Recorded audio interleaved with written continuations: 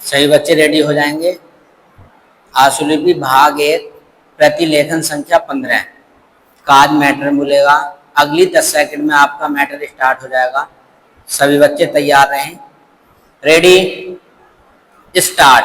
अध्यक्ष जी, किसी भी देश की विदेश नीति अपने में कोई स्वतंत्र नीति नहीं होती है, वरन वह किसी देश की आंतरिक नीति को स्पष्ट करती है। उदाहरण के लिए हम अमेरिका को ले सकते हैं। उसने अपने यहाँ अधिक अन्न पैदा किया और जब उसके पास अनाज फालतू बच गया तब वह अपने बकाया अनाज की बिक्री के लिए ऐसे देशों की तलाश करने लगा जो उधार पर माल ले सकते हो, किंतु हमारी आंतरिक नीति ने यह तय किया कि खर्चीले ढंग से सरकार चलाएंगे और स्वदेशी मुद्रा की कोई राशि हमारे पास नहीं बचेगी। हमने कर भी लगा दिए और मुद्रा प्रसार भी कर दिया।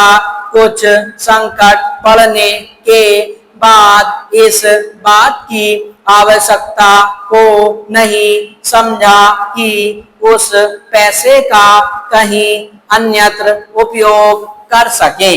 विराम चेंज। श्रीमान, मुझे माननीय प्रधानमंत्री जी के इस कथन पर दुख होता है कि दुनिया के अमीर और गरीब देशों का अंतर लगातार बढ़ता जा रहा है। मैं उनसे यह पूछना चाहती हूँ कि भारत की विदेश नीति ने उस अंतर को घटाने की क्या कोशिश की है? क्या भारत सरकार ने कभी दुनिया की पंचायत में यह कहने की हिम्मत की है कि बालिग मताधिकार के आधार पर यूएनओ का चुनाव होकर एक संसद बनाई जाए? और क्या आप में यह देखने की हिम्मत है कि फौज के हिसाब से कर लगा कर एक विकास का खाता खोल दिया जाए? जो देश विकसित हैं उनके मजदूरों का 1 घंटा हमारे देश के मजदूरों के 100 घंटों के बराबर माना जाता है। क्योंकि उनके पास साधन हैं, इसलिए यह अंतर और भी बढ़ता चला जा रहा है।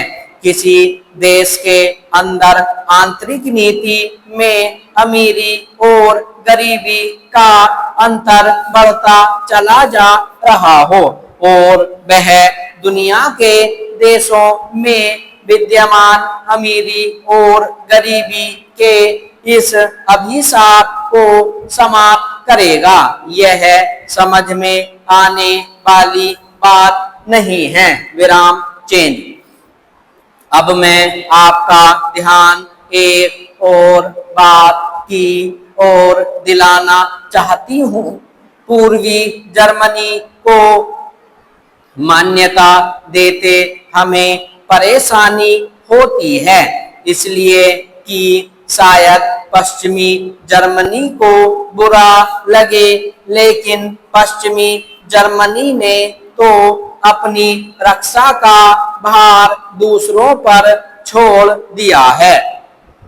उसने अपनी पूरी शक्ति इस बात पर लगा दी है कि अधिक से अधिक उत्पादन किया जाए। आपने जो समय दिया उसके लिए मैं आभार प्रदर्शन करता हूँ और आपका धन्यवाद करता हूँ। विराम स्टॉप।